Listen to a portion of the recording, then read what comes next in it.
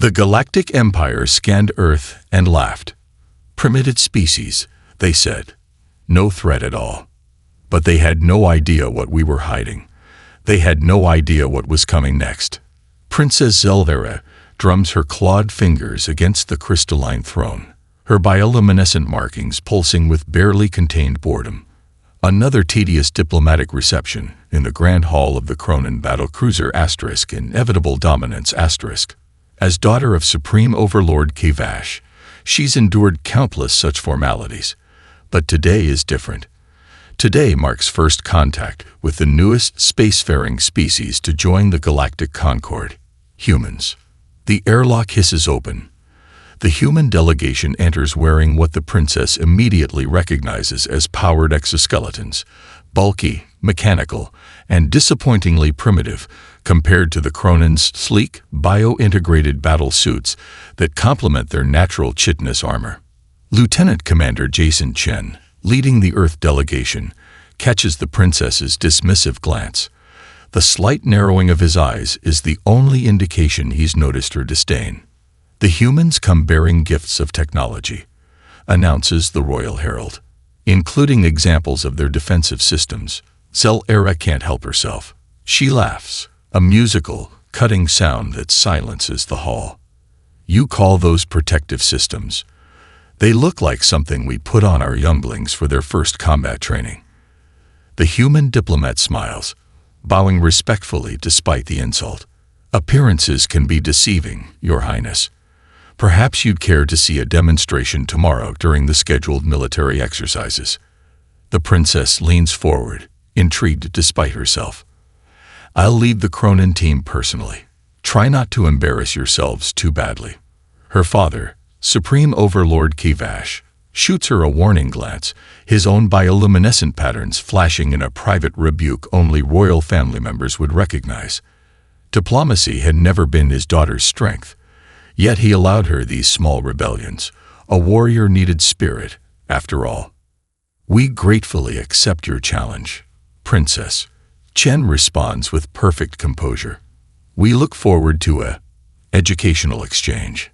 The diplomatic procession continues, with various gifts and technological samples presented. Zelvera's attention drifts until she notices something peculiar about the humans.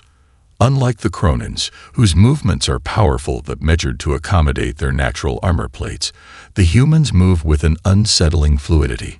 Even in their bulky exoskeletons, they shift weight and change direction with an ease that seems almost unnatural. After the formal reception, Zelvera corners her combat instructor, Commander Dreskar, in a private antechamber. Tell me about human combat capabilities, she demands. The veteran warrior's mandibles click thoughtfully. Limited data, Highness. Their planet is isolated, their space presence minimal until recently. Intelligence suggests they're physically inferior to most Concord species. No natural armor, limited strength, poor sensory capabilities. Then how did they achieve spaceflight? Survive predators on their homeworld? Unknown, Highness. Perhaps their mental capabilities compensate. Dreskar pauses. I would advise caution in tomorrow's exercises. Unknown factors are always dangerous. The princess flares her bioluminescence in dismissal. You worry too much, old friend. Did you see their armor? Primitive. Inefficient. They clearly don't understand true protection. Perhaps. The commander responds carefully. But remember the Galactic Concord's first principle. Species that reach the stars have survived evolutionary trials we cannot comprehend. Never judge by appearances alone. Zelvera waves a clawed hand dismissively. Save your wisdom for after I've humiliated them tomorrow. It will make for a more entertaining first contact story. How the mighty Cronin princess demonstrated our superiority to the soft-skinned newcomers. As she returns to her royal quarters, Zelvera reviews combat tactics for the morning demonstration. She feels confident, perhaps even arrogant, but something about the human commander's composed reaction to her insult nags at her. Most species would have shown offense or fear when confronted by Cronin disdain. This Chen had shown neither, only that maddening smile that suggested he knew something she didn't. Well, tomorrow would settle matters. She would show these humans what true strength looked like. The training arena's force field shimmers under the light of 3 suns. The elite Cronin warriors, exoskeletons gleaming with built-in weaponry, stand opposite the small human contingent. Princess Zelera stalks before her team, her royal armor adorned with kill markings from a dozen successful campaigns. First challenge. Strength test. Announces the neutral Galactic Concord referee, a spindly Valaxian whose translucent skin reveals the complex neural pathways beneath. Each team will attempt to move the graviton blocks across the designated field. The Cronins dominate easily. Their natural strength, enhanced by their battle suits, allows them to move massive weights that the humans in their mechanical armor struggle with. Zelera performs a victory dance, her chidness plates reflecting light in hypnotic patterns. As expected, she calls loudly enough for the human delegation to hear. Perhaps the Concord should reconsider membership requirements. Lieutenant Commander Chen says nothing, merely observes with that same maddening composure. Second challenge. Marksmanship. The referee continues. Target drones zoom across the arena at varying speeds and altitudes. Again, the Cronins triumph, their targeting systems integrated directly with their nervous systems.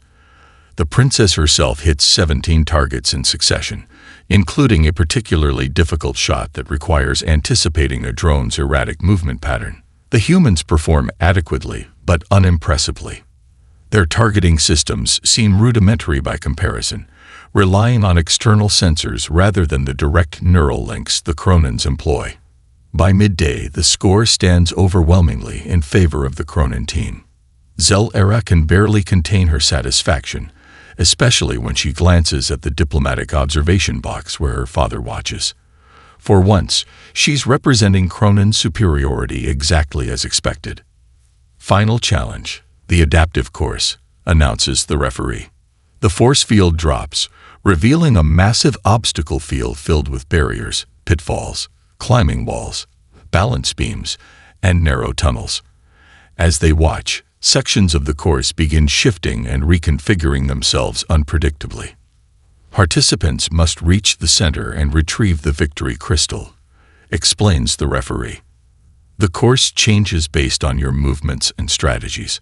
No direct combat between competitors is permitted, but interference with the course itself is allowed. This is Zelera's specialty. Her lithe form, unusually flexible for a Cronin, has always given her an edge in mobility trials. She steps forward confidently, her armor systems running final diagnostics. Champions step forward, the referee instructs. Lieutenant Chen approaches the starting line from the human team. As the princess watches in disbelief, he begins disengaging the seals on his exoskeleton. "What are you doing, human?" Zelera calls out, mandibles clicking in amusement. "Surrendering already."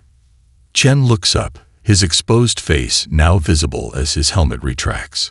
His skin glistens with sweat in the alien heat, looking soft and vulnerable compared to the chidness plates of the Cronins. "Sometimes, princess," he replies calmly, "armor can hold you back." The Cronin court erupts in laughter. The Supreme Overlord himself leans forward, intrigued by this strange development. To the Cronins, it looks like a soft, vulnerable creature shedding its only protection.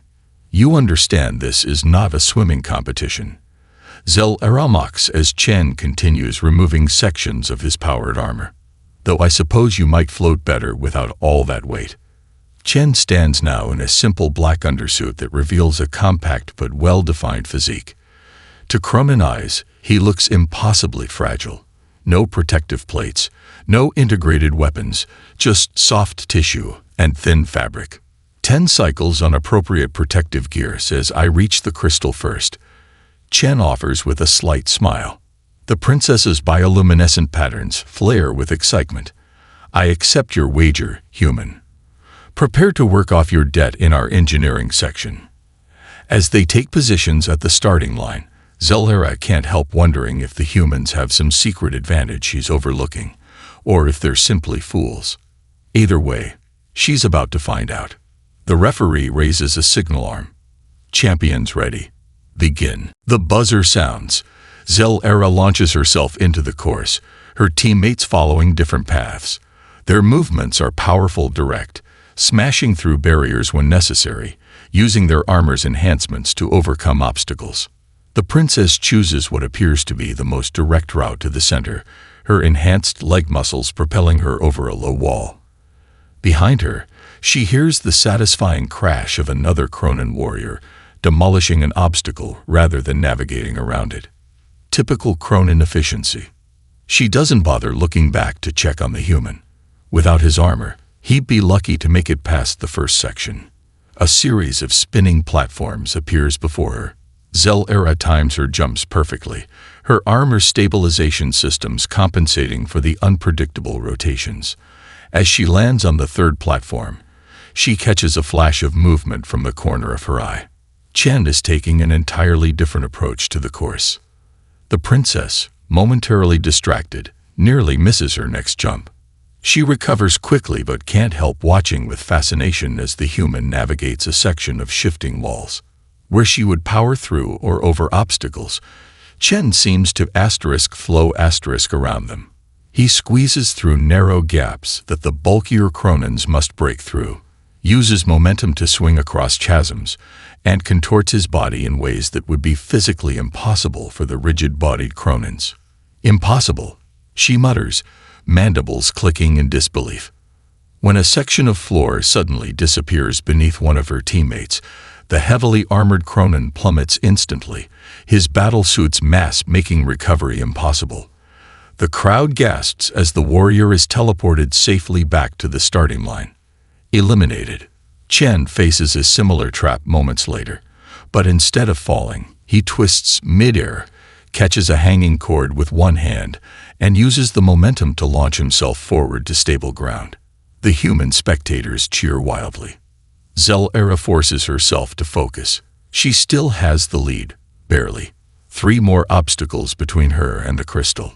Her armor systems alert her to rising core temperature.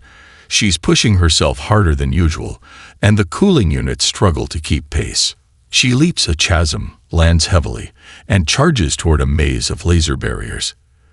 The beams shift unpredictably, but her armor sensors map the pattern, calculating the optimal path through.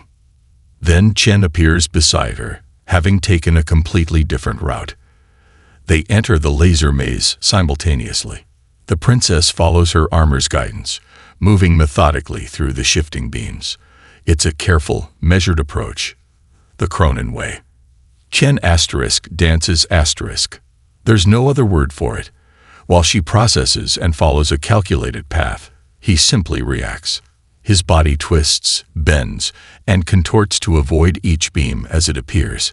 Where she plans 5 steps ahead, he exists purely in the moment, adapting instantly to each new configuration. When a beam unexpectedly shifts, catching her armor's shoulder plate, Zell-Era hisses in frustration. The brief delay is all Chen needs.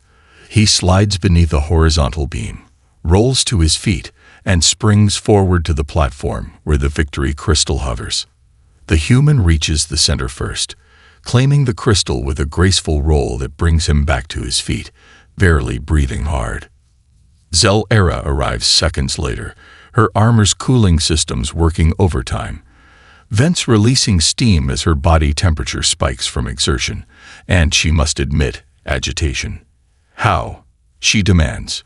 You're soft, weak, unprotected. Chen holds up the crystal, its facets catching the light. We evolved on a world that tried to kill us daily, princess. Not with one consistent threat, but thousands of changing ones. We couldn't adapt our bodies to any single environment like your species did, so we adapted to adapt. He smiles. Our greatest armor isn't what we wear, it's what we are. The arena falls silent as the princess studies him with new eyes. For the first time in her life, she feels something she's never experienced before, uncertainty.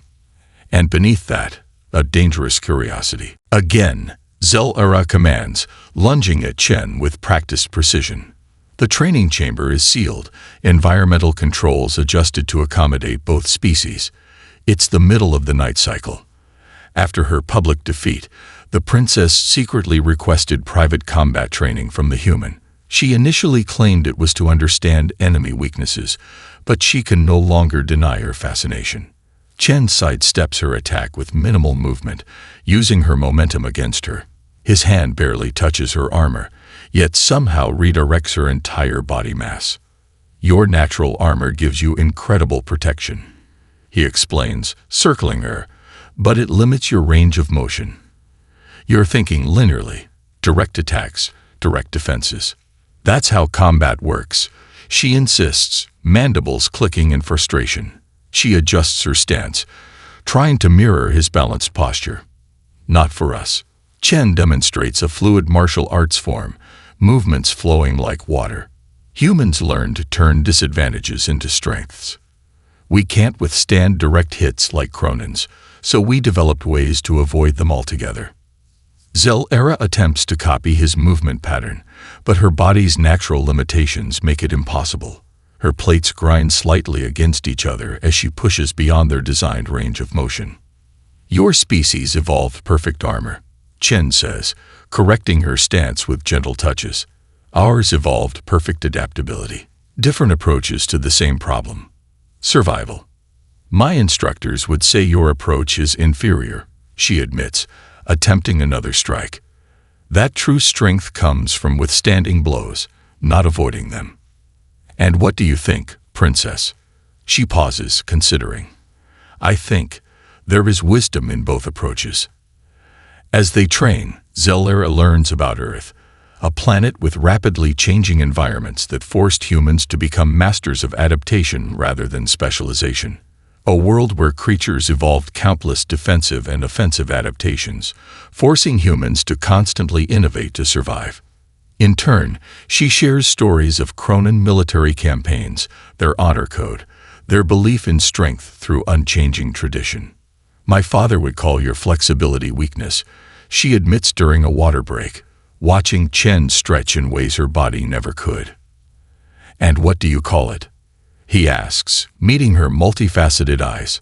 She's saved from answering when her royal communicator chimes. It's her father's chief advisor, Grand Strategist Vorkath, urgently requesting her presence at a closed council meeting. We'll continue tomorrow, she says, suddenly formal again.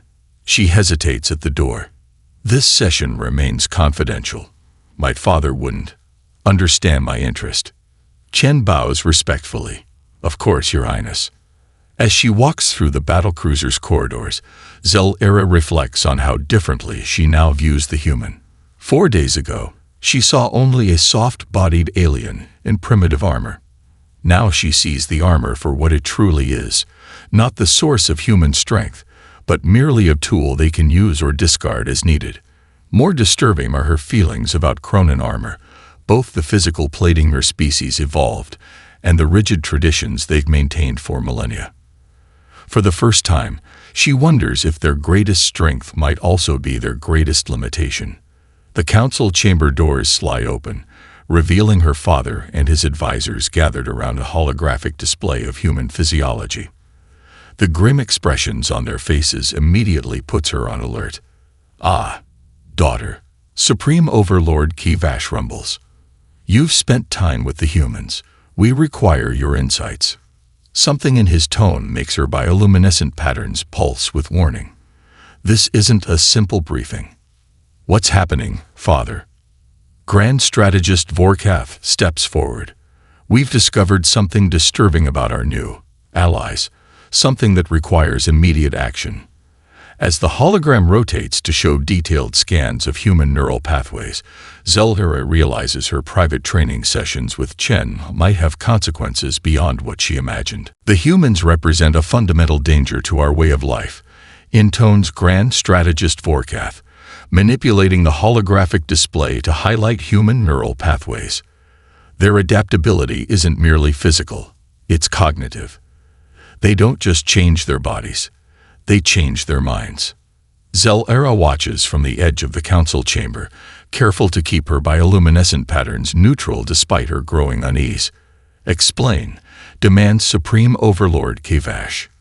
Their neural pathways constantly form new connections, Vorkath continues. Unlike our crystallized thought patterns, human minds remain fluid throughout their lives. They change their beliefs, question established orders, reinvent their societies generation after generation. His mandibles click with disapproval. And this adaptability is contagious. Contagious. The Overlord's patterns flash with alarm. Already, younger Cronins who have interacted with the humans show concerning behavior patterns. They ask questions about traditions. They suggest alternatives to established procedures. The strategist's voice drops ominously. Your daughter herself has been observed spending significant time with the human commander. All eyes turn to Zellara. She forces her posture to remain rigid proper. I study potential adversaries, she states coolly. Know thy enemy is the first principle of Cronin battle doctrine. Her father studies her, his ancient eyes unreadable. And what have you learned, daughter? She chooses her words carefully. That humans compensate for physical weakness with mental flexibility. They deserve observation. They deserve elimination. Vorkath counters. The Supreme Overlord agrees. We've planned an incident during tomorrow's fusion reactor tour. A catastrophic but contained failure, blamed on human technology incompatibility. No fatalities, but enough to justify immediate termination of diplomatic relations. Horror spreads through Zellara. But she keeps her exterior calm. Is this, honorable father? The Supreme Overlord's patterns dim slightly. Honor must sometimes yield to necessity, daughter. The humans threaten not our bodies but our minds, our very identity as Cronins. For 50,000 years, we have remained unchanged, perfect. They would have us become, like them, constantly questioning, constantly changing. The Council has decided, Vorkath states with finality. The operation begins at mid-cycle tomorrow. You are instructed to remain in your quarters until it concludes. As the meeting adjourns, Zellara bows formally to her father. I understand, Supreme Overlord. But she doesn't return to her quarters. Instead, she slips through the battlecruiser's maintenance tunnels, mind reeling. The Cronin way has always been direct confrontation.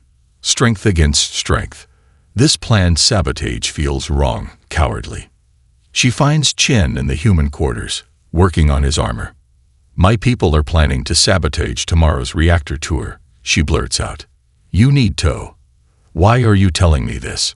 Chen interrupts, studying her carefully. You're betraying your own kind. Zelara's bioluminescent markings pulse rapidly with emotion.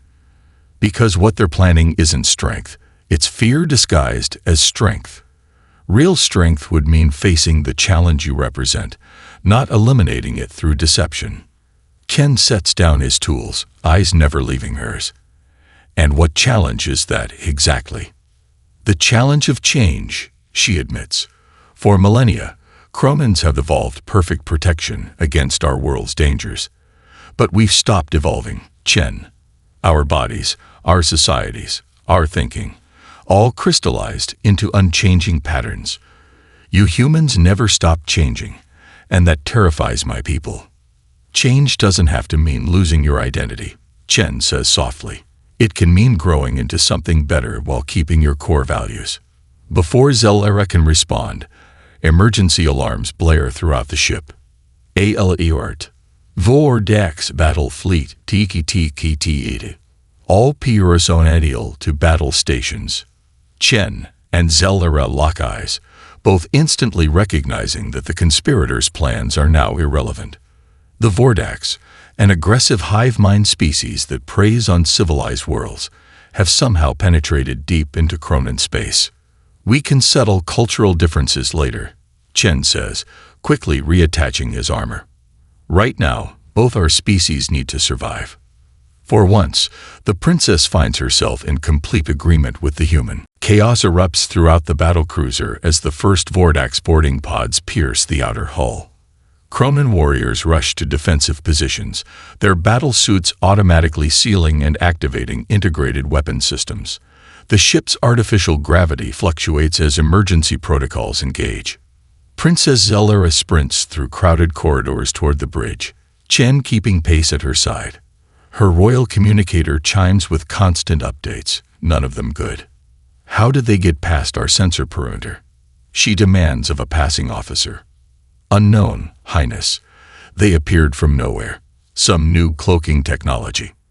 Chen taps his own communication device. Human team. Status report. Commander, we're near engineering, comes the response. The Vordax are targeting environmental and life support systems. Request permission to assist defense. Granted. I'm heading to the bridge with the princess. Zelera glances at him. Your people willingly defend a ship that was planning to betray them. We defend innocent lives, Chen replies simply. Politics can wait. They reach the bridge to find the Supreme Overlord coordinating the defense. The massive view screen shows multiple hull breaches across the ship's schematic. Father, I bring Lieutenant Commander Chen to assist, Zelera announces formally. The Overlord's ancient eyes briefly meet hers. A flicker of understanding passes between them. Whatever discussions about betrayal and cultural contamination may come later, survival takes precedence now. They're targeting environmental controls, reports a Cronin technician, as another explosion rocks the ship. Temperatures rising ship-wide. This is catastrophic news. Cronin biology and their integrated armor function optimally in cold environments. Their homeworld orbits a distant sun. As heat rises, their movements slow and their natural armor plates begin to separate slightly to release trapped heat, creating vulnerable gaps. Redirect auxiliary power to cooling systems, the Overlord commands. Impossible, sire. The primary coolant lines have been severed. The bridge temperature has already increased by 15 degrees. The Cronin officers move with decreasing efficiency, their bioluminescent patterns dimming as their bodies attempt to conserve energy. Your people are temperature sensitive, Chen observes quietly to Zelera. The Vordax specifically targeted your weakness. A dishonorable tactic, she hisses, her own movements becoming sluggish. But effective, Chen points out. Permission to coordinate with my team in engineering. The Overlord nods. Go. My daughter will accompany you. As they rush toward engineering, ship-wide communications bring increasingly desperate reports. Cronin defense teams are faltering as temperatures approach levels dangerous to their physiology. Vordax drones, insectoid cyborgs with multiple limbs and integrated plasma weapons, push deeper into the ship. They arrive at a security checkpoint to find most of the Cronin defenders unconscious from heat stress, barely breathing beneath their now cumbersome armor. Engineering is 2 levels down. Zelera pants, her own movements labored. The temperature here must be nearly 40 degrees higher than normal operating conditions. A massive explosion tears through the adjacent reactor cooling system. Alarms scream as temperature spikes even higher. More Cronin warriors collapse. Fall back. Zelera orders the few conscious defenders. We need tow. The ceiling collapses. The princess watches in horror as her remaining squad is cut off from retreat by superheated debris. Through the rising steam, she sees Chen shouting orders to his human team on the other side of the blockage. The humans are removing their armor. What are you doing? She calls through the communication system. Your people can't function in this heat with your armor, and you can't take it off. Chen replies. We can. The humans, down to minimal clothing, navigate through gaps in the debris that the Cronins could never fit through. They rig cooling units from their discarded armor, creating a path of survivable temperatures. Chen reaches Zelera's position first, his skin glistening with sweat, but his movements unhindered by the heat. We'll get your people out, but you need to trust me. As Vordax drones begin cutting through a nearby bulkhead, the princess makes her decision. For the first time in her life, a Cronin royal will follow another's lead. What must I do? She asks. Supreme Overlord Kivash stares at the view screen, displaying the approaching second wave of Vordax ships. Behind him, Princess Zelera and Commander Chen stand side by side, both bearing wounds from the engineering rescue. The throne room has been converted to an emergency command center, environmental systems jury-rigged by the human team to maintain temperatures bearable for the Cronins. 6 hours have passed since the initial attack. The first wave of Vordax boarders has been repelled, but at tremendous cost. Nearly a third of the Cronin crew is incapacitated from heat exposure or combat injuries. The Vordax targeted us because they detected division, Chen explains, gesturing to communication frequency analyses on a secondary screen. Their hive mind perceives discord as weakness. They've been monitoring your communications, waiting for the perfect moment to strike. The Supreme Overlord turns, his ancient armor bearing the scars of 1,000 battles. Is this true, Strategist Vorkath? The Grand Strategist's mandibles click nervously. Our security protocols are flawless. The human must be lying to cover their espionage. Show him, Zelera says to Chen. Chen activates a holographic display from his partially reconstructed armor. It shows Vordax communication frequencies precisely aligned to exploit gaps in Cronin encryption, gaps created by Vorkath's conspiracy team to facilitate their planned accident. You created a vulnerability while planning to frame the humans, Zelera tells the stunned strategist. The Vordax detected it and exploited it. The Supreme Overlord rises to his full, impressive height. Is this how you honor our traditions of strength, Vorkath? With deception and fear. The humans will change us. Vorkath protests, his bioluminescence pulsing erratically. Their adaptability, their questioning of established orders, they are chaos incarnate. Better to face the Vordax than allow humans to contaminate our perfect society. Perfect? Chen asks quietly, or just unchanging. The Overlord studies the human with multifaceted eyes that have witnessed millennia of Cronin history. My strategist fears what he cannot understand, but I have watched your people during this crisis, Commander Chen. While we followed our unchanging battle doctrines, you improvised, communicated across divisions, and found solutions where our rigid thinking saw none. A junior officer interrupts, mandibles clicking in agitation. Supreme Overlord, the second wave of Vordax ships will reach us in 30 minutes. Our weapons systems are at 40% capacity, shields at 28%. We cannot survive another full assault. Silence falls across the command center. The Cronin way would be to fight to the last warrior, to die with honor rather than adapt. Thousands of years of tradition demand it. Commander, the Overlord says finally, turning to Chen. I request your assistance in planning our defense against the coming attack. Vorkath's bioluminescent patterns flare with outrage. This is unprecedented. A non-Cronin directing our military strategy. Impossible. Silence. The Overlord commands. Your fear of change nearly destroyed us. Perhaps it is time for unprecedented actions. Chen steps forward without hesitation. I have an idea that combines Cronin strength with human adaptability. But it requires something no Cronin has done in recorded history. What is that? Asks the princess. Chen smiles grimly. Taking off your armor. Metaphorically speaking, you must abandon direct confrontation and embrace unpredictability. He gestures to the tactical display. The Vordax expect you to fight conventionally, to defend key systems, to protect your wounded, to maintain command structure. Their hive mind excels at countering predictable responses, so we give them something they can't predict. You propose deception. Vorkath sneers. Dishonorable. I propose survival. Chen counters. Is there honor in dying needlessly when you could adapt and live to fight another day? Zelera moves to stand beside Chen. I've seen what humans can accomplish by adapting, Father. Their flexibility isn't weakness. It's a different kind of strength, one we desperately need now. The Overlord's ancient eyes shift between his daughter and the human. 50,000 years of tradition weigh against him, the expectations of countless generations of Cronins who valued constancy above all else. Explain your plan, Commander, he says finally. But be quick. The enemy approaches, and we have little time to adapt. The Vordak's high ship approaches the seemingly crippled Kronan battlecruiser, its sensors detecting minimal power signatures and scattered life signs. Perfect prey. Smaller attack vessels surround it like parasites swarming a wounded Leviathan.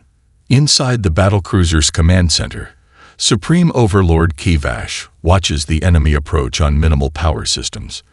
Beside him stand Princess Zelera and Commander Chen, now wearing a hybrid armor system.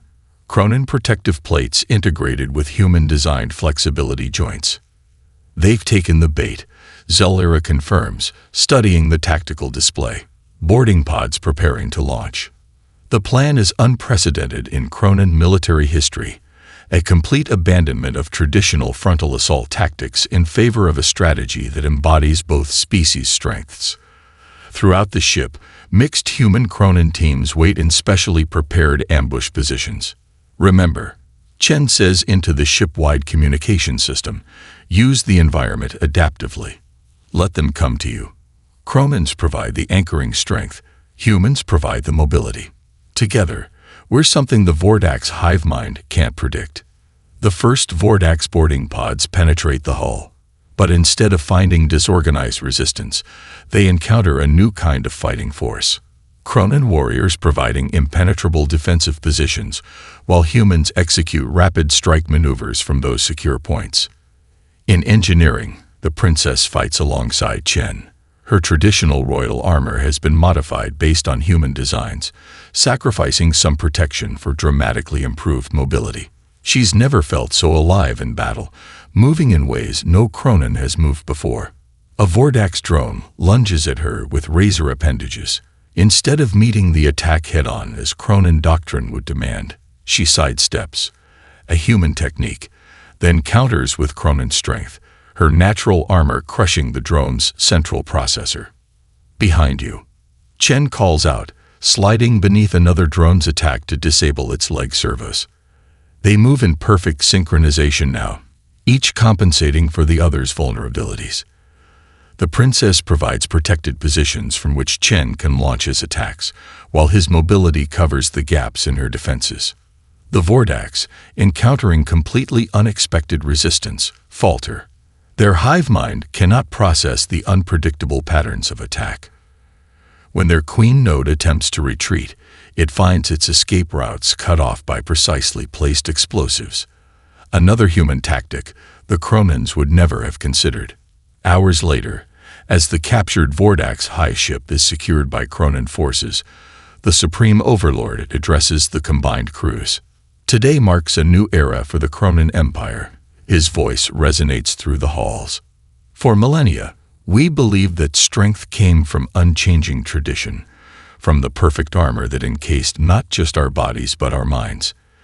Today we learn that true strength comes from knowing when to adapt. He turns to the human delegation. Commander Chen showed my daughter a truth I had forgotten. Armor can protect, but it can also limit. The strongest armor is useless if it prevents you from evolving. 1 year later, the newly commissioned exploration vessel Adaptive Strength prepares for launch. Its unique design incorporates both Kronan durability and human flexibility. The crew is mixed, the first such permanent arrangement in Kronan history. On the observation deck, Ambassador Zelera, having given up her royal title to serve as the first Kronan diplomat to Earth, stands beside Captain Chen, watching final preparations. My people still find it difficult, she admits, learning to question traditions, to adapt rather than simply endure. Chen smiles, and humans still rush into situations without considering long-term consequences. We have much to learn from each other. Zelera's mandibles form the Kronan equivalent of a smile. I still remember how I scoffed at your armor that first day. I thought I was seeing weakness. And now, she places a clawed hand on the viewport, watching as stars stretch into streaks as the ship accelerates to faster than light speed. Now I understand the greatest armor isn't what protects you from change. It's what helps you embrace it.